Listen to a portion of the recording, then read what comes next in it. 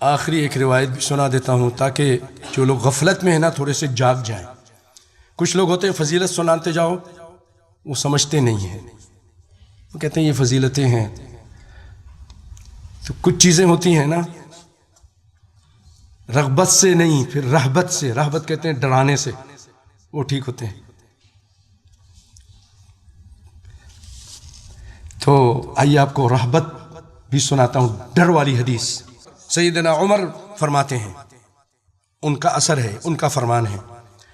آپ فرماتے ہیں من مات، جو آدمی مر گیا، وہوا موسر، میسور الحال، یعنی اس کے پاس پیسے تھے، اللہ نے استطاعت دی تھی، لم یحج، اس نے حج نہیں کیا،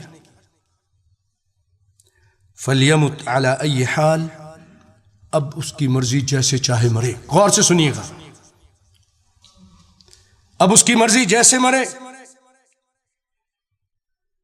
فلیمت علی ای حال شاء یہودیا او نصرانیا، اس کی مرضی ہے یہودی مر جائے یا نصرانی مر جائے.